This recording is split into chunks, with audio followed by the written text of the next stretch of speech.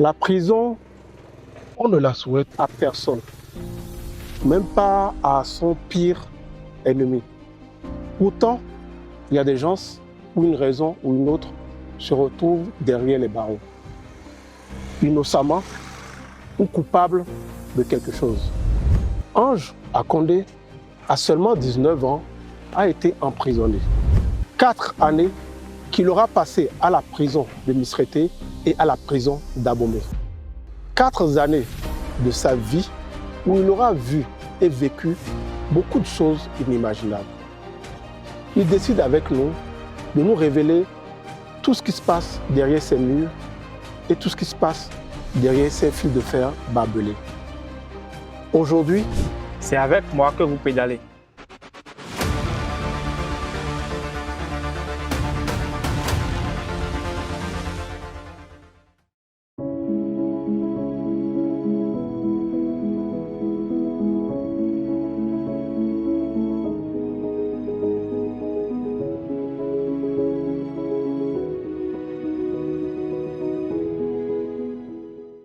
Bienvenue dans cette nouvelle session de Pédalons où nous parlerons de la vie en prison, mais nous parlerons également de la vie après la prison, surtout pour un jeune homme comme notre invité qui a été incarcéré à l'âge seulement de 19 ans.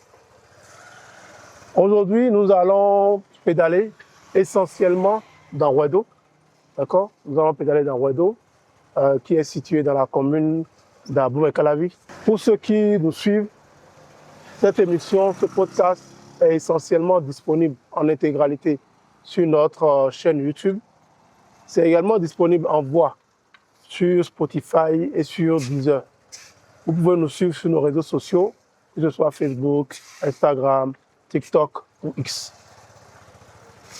Ange, bonjour. Bonjour à vous.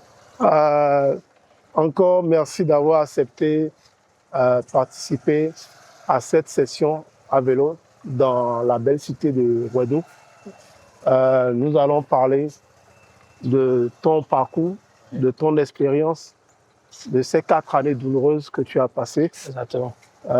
Et quel meilleur endroit pour en parler que dans ce décor aussi calme et serein que la nouvelle cité de Ouedo. Déjà, rentrons dans le vif. Il y a quelque chose que je voulais te demander. Oui, je vous écoute. Depuis qu'on s'est rencontrés et on a décidé de planifier cette session à vélo, il y a cette question-là que j'ai au bout des lèvres depuis.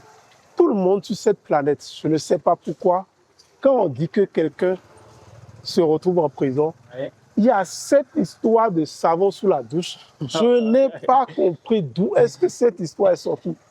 Est-ce que c'est vrai qu'en prison, il ne faut jamais laisser tomber son savon? Moi, généralement, c'est une expression pour parler de cette partie d'homosexualité qui se développe le plus souvent chez les détenus. Sinon, dans les douches, chacun se douche seul. C'est vrai que ça arrive. C'est vrai que ça arrive de se doucher à 2, mais je ne crois pas que les choses comme ça arrivent dans les douches. Puisque souvent, il y a plein de monde là, donc rien ne se passe. Ah, ok, ça me rassure.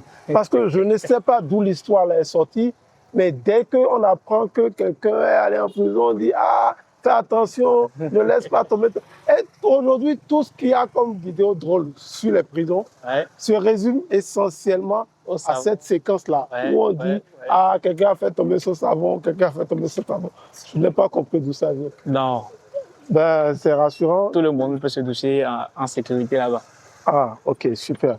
Revenons, d'accord, au point de départ.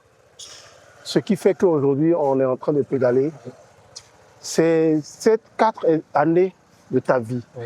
Je veux qu'on reparte en 2020. D'accord. D'accord? Parce que c'est en 2020 que tout a commencé. Exactement. Ce moment où tu traînais avec ton cousin et que tu te fais arrêter, Je veux comprendre, qu'est-ce qu'on te reprochait? Ton cousin, il est toujours en cavale actuellement. Non, il n'est plus en cavale. Ok, Non, mais qu'est-ce qu'on te reprochait? on me reprochait d'être son complice dans une histoire d'escroquerie. Je dirais, il y avait au total 41 plaintes à l'OCRC. Donc, c'était ce qu'on me reprochait, que j'étais son complice dans cette histoire d'escroquerie-là. Ok, je vois. Mais à ce moment où tu te fais arrêter, qu'est-ce que tu te dis? Est-ce que tu prends ça pour une blague? Tu prends ça pour quelque chose d'éphémère qui va juste être arrangé? Comment tu le vis à cet instant-là? Bon, déjà quand la police a débarqué, m'avait arrêté, moi, c'était juste un peu comme, on le dit, hein, un peu comme un film. Selon moi, c'est juste un malentendu, voilà, qui allait se régler juste au commissariat et que j'allais rentrer chez moi. Donc, à quel moment tu prends conscience que cette histoire, c'est pas juste une histoire de commissariat? J'ai pris ça vraiment au sérieux quand je me suis retrouvé à l'OCRC et que l'OPJ m'avait présenté le dossier contenant les 41 plaintes. Waouh! Donc, tu n'étais pas au courant. Au commissariat, tu te disais que c'était juste des accusations. Oui, exactement. Et quand tu arrives à l'OCRC, tu constates qu'il y avait 41 plaintes contre ton cousin exactement. pour des faits d'escroquerie. Voilà. Comment ta famille réagit alors? Bon, comme toute famille, ils étaient déplorés, surtout ma maman. Je me rappelle, c'était la première fois que je voyais ma maman pleurer à chaudes larmes. Et bon, je ne sais pas forcément pour les autres, mais ce que j'ai vu de mes propres yeux, c'était la déception dans le visage de ma maman et de celui de mon papa aussi. Ange, Ouais. tu nous as dit que, premièrement, tu avais été déféré à la prison de Misreté. Exactement. C'est bien ça? Hein? Oui. Comment ça s'est passé, ton arrivée à la prison? Comment tu l'as vécu? Déjà, c'était le 16 décembre 2020, vers 10 heures comme ça. Moi-même, je ne savais pas que j'allais en prison. Parce que j'étais au commissariat et vers 10 heures, je crois, les deux OPJ voilà, de l'OCRC sont venus nous chercher au commissariat de Polakodi, je crois. Ah, papa. Et on était un peu nombreux, voire 6 ou 8. Ils nous ont mis à l'arrière de leur pick-up. Je crois que après ça, la prochaine fois que j'ai vu la lumière du jour, c'était devant la criette. Devant la criette? Oui, directement devant la criette. Donc, jusque-là, j'étais encore confiant. Et quand nous sommes rentrés, voilà, on est passé un à un. On est là, on nous conduit directement à la prison civile de Misseloko. C'était vers 18h30, 19h. Wow. Et je crois qu'il pleuvait. Voilà, il pleuvait. Parce que tout le monde était déjà dans le dortoir. Maintenant, on est arrivé, les formalités et tout. On nous a mis en quarantaine parce que c'était la période post-Covid. Ok, oui, 2020, c'était post-Covid. Voilà. On vous a tous mis en quarantaine. On nous a mis en quarantaine. Okay. Donc voilà un peu comment ça s'est déroulé. C'est vraiment, c'est des souvenirs très... Moi, je me mets en fait à ta place. Tu vois un peu? Je me mets à ta place. À l'époque, je ne pouvais pas en rire. Mais aujourd'hui, quand je me rappelle, j'ai le sourire au coin des lèvres. Et puis, je me dis, bon, voilà. Je comprends parfaitement, je comprends parfaitement. Mais à ton arrivée en prison, comment ça s'est passé les premiers moments, la première nuit, comment l'accueil a été, comment ça s'est passé? Déjà, l'accueil, c'était, je dirais, assez brusque parce que tout le monde, les anciens détenus, ceux qui nous voyaient venir, ils tenaient des propos assez grotesques, je dirais, ou dans le but de nous faire peur. Ah bon? Ouais. Comme quoi, par exemple? On dit, souvent, je vais aller en fond, hein. Oui, c'est-à-dire, à tout filer à Hawaï, à Wangwen, même des films. Il y a même un slogan, que c'est devenu, je dirais, comment l'appelle-t-on? Le slogan, quoi? Ouais, on dit Akpavimou. Ça veut dire quoi? c'est un peu comme aquarium, vous voyez le tilapia, Oui, oui. c'est un poisson où il y a beaucoup d'os. Oui, ok. Et si tu ne sais pas manger, Oui, oui, oui, les arêtes restent dans la gorge, quoi. voilà. Donc il disait aquarium et quelqu'un dit Anouda Iya. Est-ce que tu mangeais ça avant? Ouais, et puis bon, on était effrayés. On était vraiment effrayés, vraiment effrayés. Wow. Donc voilà, surtout la première nuit, je n'ai pas réussi à dormir. Parce que mon cœur battait, je me demandais dans quoi est-ce que je me suis mis, quand est-ce que j'allais pouvoir retrouver ma famille et tout. Donc je n'ai pas dormi, j'étais un peu isolé. Correctement même. Là, je dirais les 3 premières nuits, c'était pas du tout la joie. Tu as pleuré? Juste un peu. Juste un peu. Tu faisais le garçon. Ah ouais, parce qu'il y avait plein d'autres mecs là. C'est vrai, il y avait aussi des vieux, des papas qui pleuraient à chaudes larmes. Sérieux? Ouais. Ah, si tu n'as pas le mental assez fort, je crois, tu vas pas pouvoir. Tu vois, la partie où j'ai pleuré, c'était le jour de mon arrestation, quand j'ai vu ma maman pleurer à chaudes larmes. Je n'ai pas pu me retenir. J'ai pleuré. Mais à quel moment précisément Ouais. tu t'es dit, au début jusque-là, parce que après le commissariat, Ouais. après la criette, après se retrouver en prison, à quel moment tu te dis, bon, c'est réel, c'est fini? Bah, franchement, vous voyez, quand on prend la voie de Porto Novo Oui, et on arrive à Missirité, oui, l'avant qui tourne vers la prison. oui. Il y a une plaque là, Oui. sur laquelle il est marqué prison civile d'Accra Missirité. Je crois que c'était là, quand j'ai vu la plaque, que je me suis dit, mais c'est fini pour moi. Moi, comme ça, jeune, je m'en vais en prison. Bon, c'est fini, Merde. j'ai gâché ma vie. Voilà. C'était quand j'ai vu la plaque que je me suis rendu compte que oui, c'était pas de la blague et que c'était vraiment sérieux. Oh, c'est quelque chose. Ok, ben dis-moi, en prison, Ouais. vous aviez une alimentation correcte, vous avez des rations journalières. Oui, par jour, nous avons droit à 2 repas. Nous avons Ok. droit à 2 repas. Le premier, vers les 11 heures par là. Ok. Le second, vers les 17 heures. Et il y avait des activités que vous pratiquiez en prison? Oui, il y avait plein d'activités. Hein. Ah ouais, Il y avait une bibliothèque ok, où j'allais fréquemment faire la lecture. ok. Il y avait la coiffure, Ah bon? il y avait la couture. Ah ouais, des formations Exactement. Il y avait, pour apprendre à faire Exactement, quelque chose. exactement. Ok.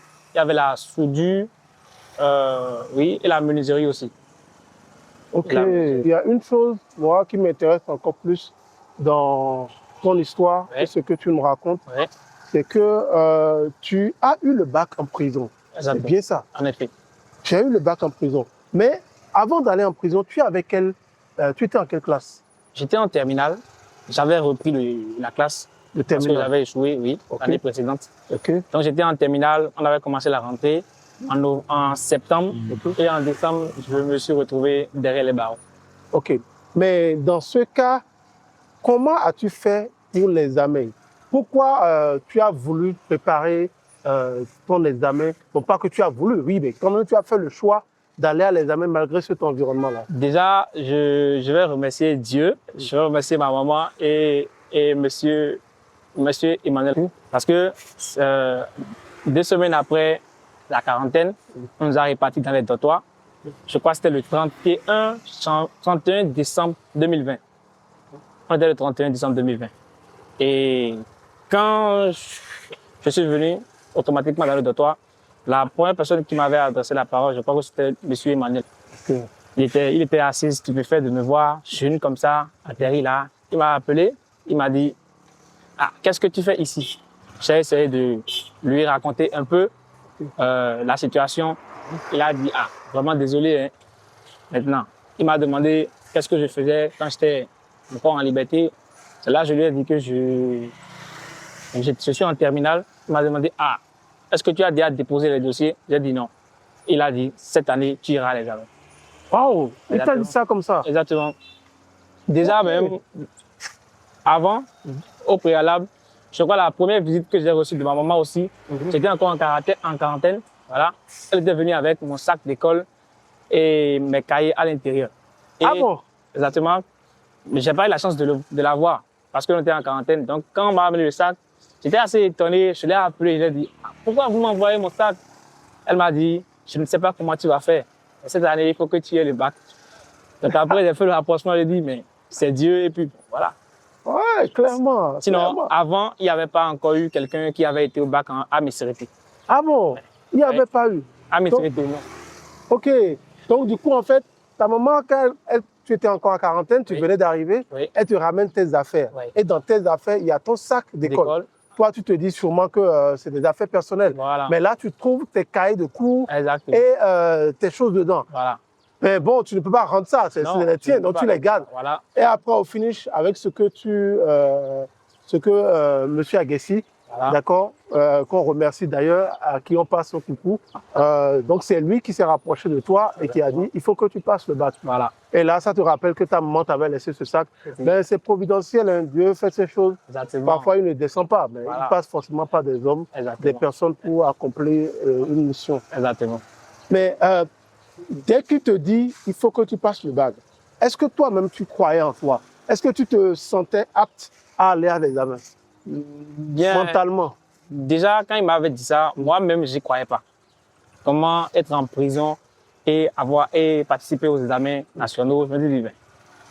Mais après, je crois, le 4 janvier, il m'avait dit de le rejoindre à la bibliothèque et on a discuté de long en large. Il m'a expliqué un peu la vision, puisque d'après la discussion que nous avons eue, il y avait, comment dirais-je, une liberté, voilà, au bout du tunnel qui était d'avoir le... Qui était envisageable, en fait. Ok, je vois. Donc ça a été une motivation supplémentaire. Voilà. Le fait qu'il y avait cette promesse que si vous avez le bac, peut-être que vous auriez pu avoir une réduction de peine. Exactement. Ok. Donc du coup, tu révisais où? Est-ce que c'est dans ta cellule que tu révisais? Comment tu faisais? Non, pas forcément dans ma cellule. Ça arrive des fois, je révise dans la cellule, parce que même s'il y avait assez de bruit, assez de personnes, j'étais quand même obligé. Sinon, déjà, quand M. Aguessi avait dit que j'irais à l'examen, à la base, c'était de moi seul, il parlait. Après, il est parti voir le régisseur de la prison dans le temps. Je ne me rappelle pas exactement de son nom. Je ne me rappelle pas de son nom, mais c'est un homme qui a très bon cœur. Il n'a pas été contre l'idée de nous faire participer aux examens. Et en fin de compte, il y a eu, ils ont fait le communiqué disant tous les détenus qui aimeraient participer aux examens nationaux, inscrivez-vous auprès des secrétaires de vote de toi. Et au final, on était, je crois, on était 14 candidats. Au baccalauréat, il y avait 6 candidats au BPC et 2 au CAP. Ok, je vois. Donc, quand le régisseur avait pris connaissance du projet de M. Emmanuel, automatiquement, il a vu le gardien-chef qui était le deuxième autorité, deuxième autorité de la maison. Ils nous ont trouvé une salle de classe. Ah oui, ils nous ont aménagé une salle de classe. Voilà. Ils ont vu les menuisiers de l'intérieur, ils nous ont fait des bancs. Des bancs. Il y avait déjà quelques tables. Ils nous ont fait des bancs. Ils nous ont fait 2 tableaux. Et le gardien-chef nous avait donné des cahiers, des bics, les outils mathématiques. Donc, on avait presque toutes les conditions pour aller au bac. En plus de ça, il y avait eu un autre communiqué qui demandait à tout détenu qui se sent capable de donner des cours dans les matières, dans toutes les matières, de s'inscrire aussi pour être professeur, pour nous encadrer. Et en fin de compte, on a eu tous les professeurs. Ah oui. On a eu tous les professeurs, sauf le professeur de philo. Et là, le régisseur encore, il s'est donné le droit d'être professeur de philo. Oui, qui s'est permis de vous aider. Voilà. Et il avait appelé ça vraiment, je crois, depuis Nati, mais quelque part dans le Nord. Et pour qu'il lui envoie son cahier de philo. Ah oui. De la terminale. Et donc, c'était avec son cahier de philo. Et puis, il vous encadrait. Exactement. Donc, en réalité, ceux qui vous ont encadré durant toutes les années que vous avez passées pour préparer le bac, c'était en fait des détenus, des prisonniers de la prison, des prisonniers qui avaient la capacité de nous enseigner les différentes matières. En effet. Waouh! Maintenant, le jour où tu apprends que tu as réussi d'accord, et que en prison, tu as eu ton bac avec la mention assez bien de surcroît. Comment tu t'es senti? Bon, déjà le jour, les résultats sont sortis. Moi-même, je ne savais pas déjà que j'avais eu le bac. Okay. Parce que on n'avait pas accès au téléphone directement comme ça pour voir qui ont été admis. Donc, c'est à l'administration qu'on a d'abord envoyé nos numéros de table et eux, ils ont vérifié. Et je crois que c'était le lendemain qu'ils ont affiché les résultats. Mais moi, je savais déjà que un peu plus tard dans la nuit, parce que j'ai appelé avec la cabine du dortoir, la maison, et les parents étaient en joie. Mon fils, il a eu le bac. Depuis la prison. Et vraiment, moi-même, j'étais content. Je crois que c'était ce jour-là, c'était le premier jour où j'ai vraiment été fier de moi. Voilà. Malgré les conditions dans lesquelles j'étais, j'ai pu faire quelque chose qui ont rendu, et les parents étaient fiers, surtout ma maman. Après ton succès à l'examen, d'accord, vous avez été transféré à la prison d'Abomey, c'est bien ça? Exactement. Mais comment tu as vécu cela? À la base, en allant à l'examen, tu gardais espoir que cette réussite scolaire aurait pu être un motif d'allègement de peine. Est-ce que tu le vis comme une double peine? Est-ce que tu le vis comme une nouvelle condamnation? Bon, je dirais oui, parce qu'à la base, d'après les courriers qu'on avait adressés à l'APB, l'agence pénitentiaire du Bénin, c'était qu'après le bac, qu'on allait bénéficier d'une remise de peine, etc. Mais après le bac, ça n'a plus été le cas. Et après ça, il y a eu le transfert. Je me suis dit, bon, ça, c'était le début encore d'une autre histoire douloureuse. Voilà, d'un autre calvaire. Parce que ce que racontaient les gens de la prison d'Abomey, c'était que là-bas, c'était vraiment, vraiment dur. Très, très, très dur, d'après ce que les gens racontaient. Vu que je ne connaissais personne, là-bas, je me disais, bon, voilà, ça va être vraiment, vraiment dur pour moi. Encore que je m'étais déjà habitué à monsieur Emmanuel, qui était quand même papa pour moi. Et à tous ceux qui étaient avec toi. Tous ceux que, voilà, les potes que je m'étais fait, qui quand même rendaient un peu plus mes journées joviales. Donc voilà, c'était un peu comme une double peine, comme vous l'avez dit aussi. Oh, ça devrait être complètement, ça t'a abattu, toi. Complètement, complètement.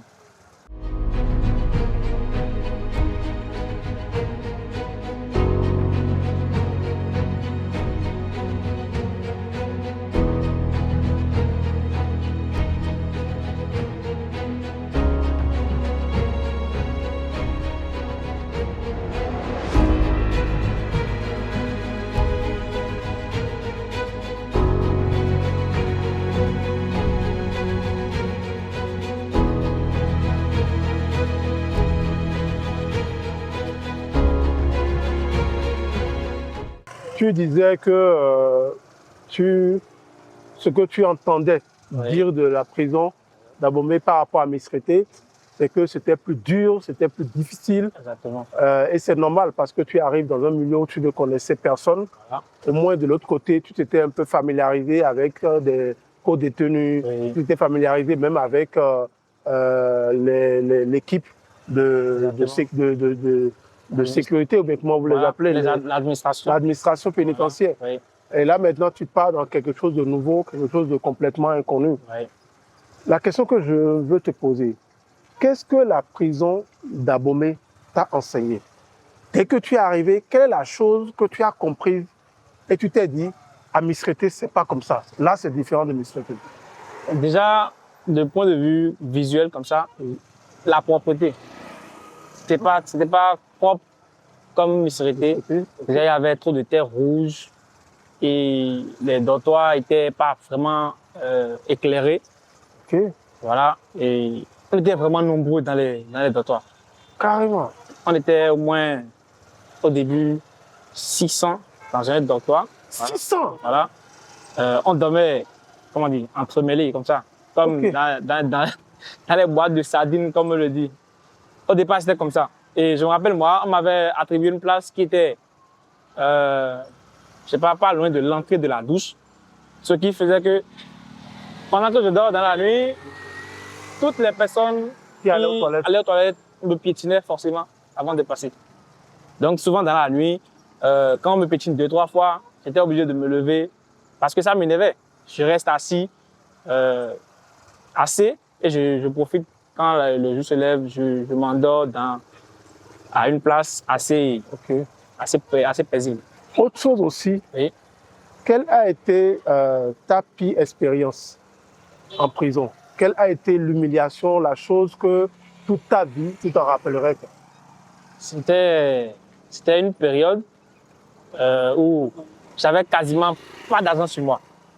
J'avais appelé les parents, que ce soit ma maman, mes frères, mon frère et mon papa, mais eux m'ont dit, bon, on t'envoie l'argent la semaine prochaine. Vous voyez? Et je me suis nourri de 2 sachets de sucre de 25 francs pendant 3 jours. 2 sachets de sucre. 2 sachets de sucre pendant 3 jours. Bon, ceux qui étaient... comment? Je dors beaucoup, déjà. Oui. Quand je me réveille, je prends une moitié du sucre que je mets dans l'eau. Oui. L'eau, Oui. pas assez d'eau, pour que ça soit assez sucré, Oui. pour me donner l'énergie qu'il faut. Et je le bois et je me recouche. Carrément. Voilà. Je ne parlais pas beaucoup aux gens, histoire de ne pas dépenser trop d'énergie. Et je pense que c'était après les 3 jours que mon frère m'avait envoyé de l'argent. Et vraiment, jusqu'à présent, c'est là dans ma tête. 3 jours. 3 jours. Juste en buvant de l'eau et du sucre. De l'eau et du sucre. Ah ouais. Ça, c'est carrément un jeune Français, quoi. Waouh. À part ta propre expérience, Ouais. d'accord, et les choses que tu as vécues, est-ce que tu as vu des gens dans la prison dont les expériences étaient plus désastreuses que la tienne? Bien sûr. Ils ont vécu des choses vraiment inimaginables. Bien sûr. Carrément. Il y a celui qui me revient automatiquement, c'était un pote. On jouait au football ensemble. Oui. C'est un Nigérian. Lui, je crois, on l'a annoncé le décès de son papa. Et il s'en est pas remis, il est devenu fou. Il était toujours fou quand je suis rentré. Je ne sais pas si... Il est devenu fou. Fou. Il était devenu fou. À part ça, je crois, il y avait des personnes qui étaient décédées. Il y avait l'électricité. Oui. Ils n'ont pas supporté la vie en prison. Oui, mais ce qui m'a un peu plus choqué, qui m'a un peu marqué, c'est quelqu'un qui était décédé, le courant, il était électrocuté. Parce qu'après les installations, chacun devait avoir une rallonge pour mettre la lumière sur son lit, etc. Je crois qu'ils ont mal installé un truc. Et au milieu de la nuit, le gars dormait, il s'est réveillé pour aller aux toilettes. Quand il a touché le fer du lit, il a été électrocuté. Et il s'en est pas remis. Quand j'écoute ces expériences que tu nous racontes, il y a une question qui me vient. Je me demande, est-ce qu'on peut aller en prison et rester une bonne personne? Est-ce qu'on peut rentrer en prison et ne pas être totalement ou partiellement transformé? Je dirais oui et je dirais encore non. Oui, parce que on peut aller en prison et rester une bonne personne, déjà en fréquentant des personnes de bonne moralité, des personnes qui n'ont pas de mauvaise influence sur soi, et de fréquenter des bons endroits, parce que, comme on le dit, en prison, il y a les bons endroits comme des endroits qui ne sont pas fréquentables. Donc, pour être une bonne personne, il faut forcément fréquenter des bonnes personnes et des beaux endroits. Mais toujours est-il qu'on ne ressort jamais indemne. Il y a toujours une partie, voilà, qui reste transformée. Parce que c'est une expérience, quand on la vit, c'est marqué, quoi, c'est gravé. Et on se méfie des gens. Et moi, par exemple, je dirais, c'est l'amour que j'ai pour la vie qui fait que je mets beaucoup de choses de côté et que j'essaie d'être aujourd'hui sociable avec beaucoup de personnes.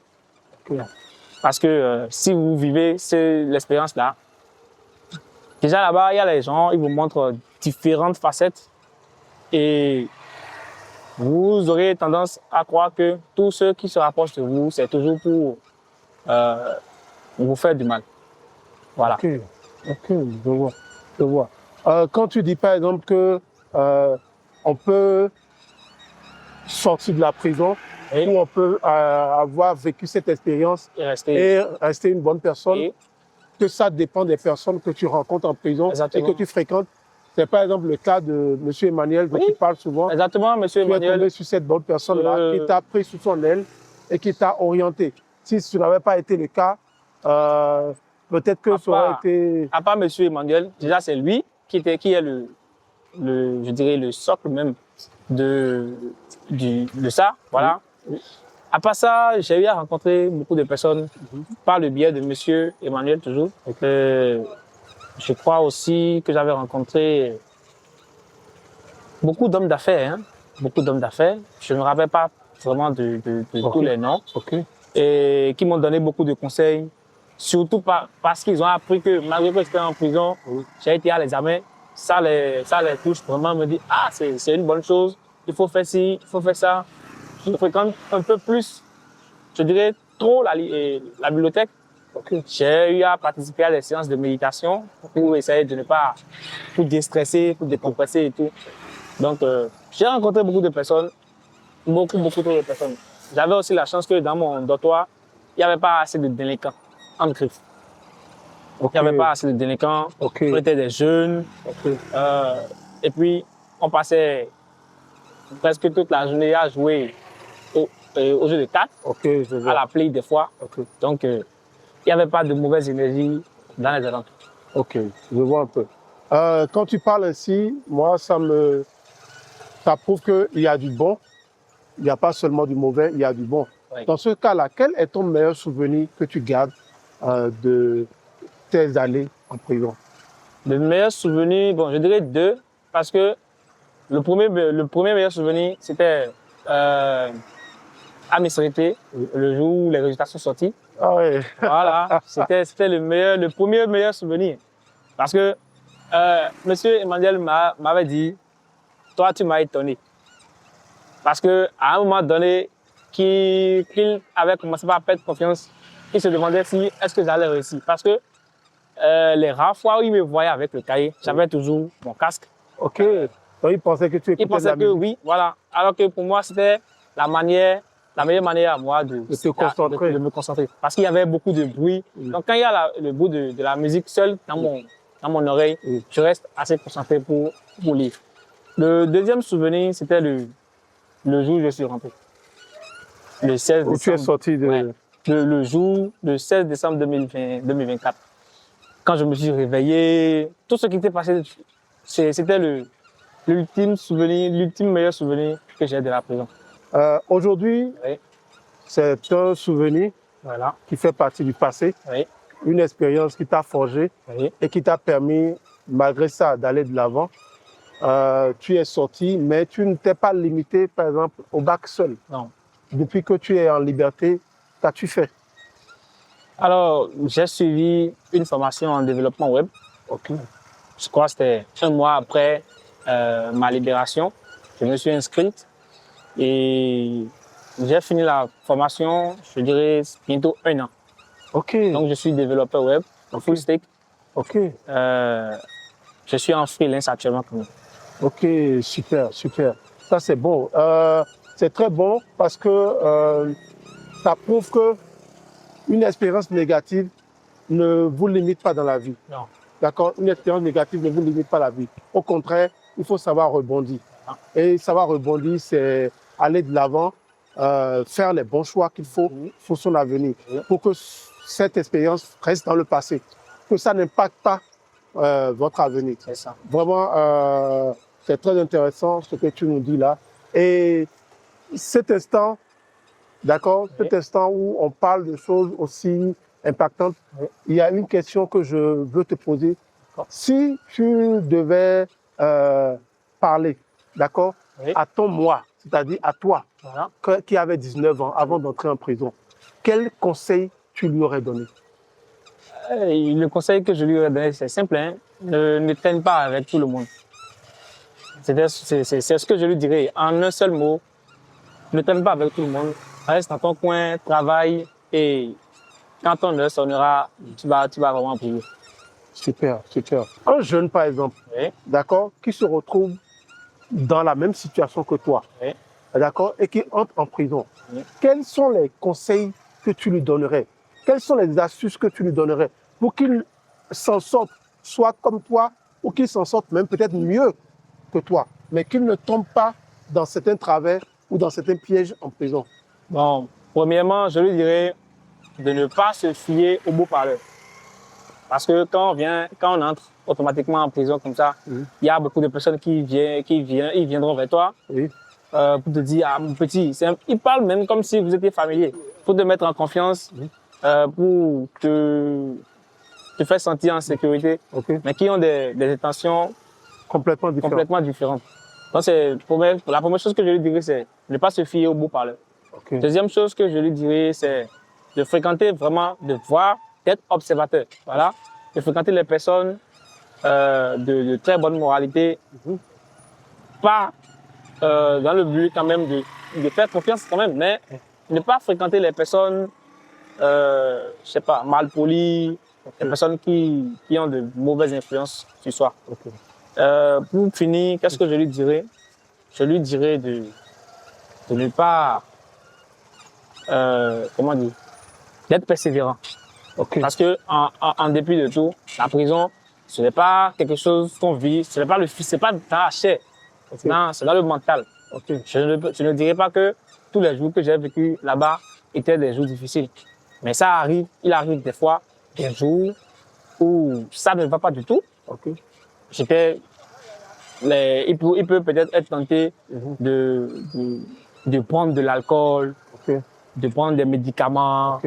ou de se donner aux stupéfiants, fumer. OK. Donc, il n'a qu'à vraiment être persévérant et savoir que c'est juste un moment éphémère qui va se passer. Ange, Oui. c'est vrai, tu nous as donné des conseils, d'accord? Tu as donné des conseils. Est-ce qu'il y a des astuces pratiques que tu as envie de partager et qui pourraient aider quelqu'un qui vient de rentrer en prison? Oui, je dirais au moins 2 comme ça. OK. Première astuce, je dirais que vous voyez, quand on vient en prison, on ne connaît personne. Il y a des personnes qui se rapprochent de nous, ils prennent soin de nous, nous donnent à manger. Mais en réalité, ces personnes, leurs intentions, c'est de te mettre en confiance assez pour que quand tes parents commencent par t'envoyer de l'argent, que tu puisses leur faire confiance et leur donner la possibilité de gérer l'argent à ta place. OK. Oui. C'est de la manipulation. De la manipulation, voilà. Du moment où toi tu manges, toi tu te dis que oui, c'est une bonne personne ami. et il prend soin de toi, alors qu'en réalité, il va utiliser ton argent pour faire beaucoup d'autres choses. OK. Voilà. Je vois un peu. En plus, je dirais, il faut vraiment être respectueux et être humble. Parce que dans chaque dortoir, il y a un comité, des sages, il y a le chef bâtiment, il y a le secrétaire. Il faut vraiment respecter ces gens-là parce que c'est eux qui témoigneront après de ta bonne conduite. OK. Voilà. Donc, si tu as l'habitude de faire du désordre, quand le moment viendra, parce que par exemple, pour les libertés conditionnelles et tout, c'est des enquêtes qu'ils font. OK. Et voilà, c'est eux qui sont presque tout le temps proches de toi, qui ont l'œil sur toi. Donc, si tu ne les respectes pas assez, ce n'est pas vraiment bon pour ton séjour carcéral. OK, je vois. Donc, ça veut dire que si jamais tu te retrouves même dans une situation où tu es en conflit avec eux, c'est foutu pour toi. C'est foutu pour toi. Si, je ne t'ai pas complètement foutu. Si tu as la possibilité d'aller les voir, de les supplier, ou bien d'arranger ça à l'amiable. De manager, quoi. Voilà, il faut le faire et le plus vite. Parce que tu peux pratiquement perdre ton lit si tu entres en conflit avec eux. Sérieux? Oui, tu vas te retrouver à te coucher par terre vite fait. C'est comme ça. C'est exactement ça. Tu manques de respect à quelqu'un, bam, on t'enlève de ton lit, on met quelqu'un d'autre à ta place. C'est comme ça que ça se passe. On va dire un peu que la prison, c'est un peu comme l'école militaire. Voilà. C'est de la rééducation, de la discipline. Voilà. Et tu es obligé de te soumettre à l'hiérarchie. Exactement. Vraiment, ça a été un plaisir de pédaler avec toi et d'aborder ces questions très, très sensibles. Le plaisir, on est presque à la fin de notre parcours. On a pédalé essentiellement dans Ouedo, la nouvelle cité.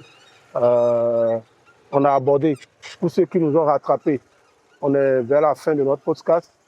On a abordé la question essentielle de la vie en prison, mais également de la vie après la prison. Quand une personne se retrouve par les coups de la vie en prison, qu'est-ce que la personne peut vivre et comment la personne peut faire également pour que cela ne soit pas préjudiciable à son avenir. C'est de ça que nous avons parlé. On a reçu Ange Akondé, qui très tôt, déjà à l'âge de 19 ans, s'est retrouvé en prison alors qu'il était en classe de terminale. Merci Ange, d'accord, d'avoir accepté partager ton histoire avec nous. C'est une expérience assez sensible que tu as voulu partager avec nous. J'espère que vous avez aimé. Ange, encore merci d'être venu. Ce que tu as vécu, comme je l'ai dit d'entrée, on ne le souhaite à personne. On ne le souhaite même pas à notre pire ennemi. Mais c'est des coups de la vie qui arrivent. Et ce que j'ai beaucoup apprécié, c'est ta capacité mentale à pouvoir transcender tout ça, à pouvoir dépasser ça et vraiment aller de l'avant. Et aujourd'hui, c'est ce qu'il faut qu'on retienne. Merci à ceux qui nous suivent. Ange, je ne sais pas si tu veux dire une dernière chose. Oui, j'aimerais dire un dernier truc. Voilà. Oui. Déjà, j'ai accepté de faire ce podcast-là parce que depuis que je suis rentré, déjà beaucoup de monde n'était pas au courant que j'avais été incarcéré. Donc les nouvelles personnes que je rencontre, quand ils apprennent souvent que oui, telle personne a été arrêtée, ils ont tendance à se replier. Ok, à mal le prendre. À mal le prendre. Du coup, je me suis retrouvé à expliquer. Chaque fois quand quelqu'un l'apprend, la personne vient me voir, c'est vrai, j'ai appris telle chose. Et à chaque fois, je racontais l'histoire. Donc je me suis dit, pourquoi ne pas le raconter une bonne fois pour de bon, pour que tout le monde soit au courant. C'est mon histoire. Ce n'est pas quelque chose que je souhaite à quelqu'un, mais je n'ai pas honte de ce que j'ai vécu. Et voilà. Aujourd'hui, une personne sort de prison et que la réinsertion sociale devient difficile, la personne est repliée sur elle-même, quitte à imaginer des choses qu'il ne faut pas imaginer. Donc, il nous appartient à nous aussi, même quand c'est le cas, de ne pas avoir cette attitude, mais d'accueillir positivement ces personnes-là. Parce que des gens en prison l'ont accueilli positivement et l'ont aidé à ne pas s'envoyer en prison. Alors pourquoi au dehors, nous qui sommes au dehors, nous ne pouvons pas le faire? Donc vraiment, c'est ce que nous invitons tout le monde à le faire. Merci beaucoup, merci à tous et bye bye. Ciao.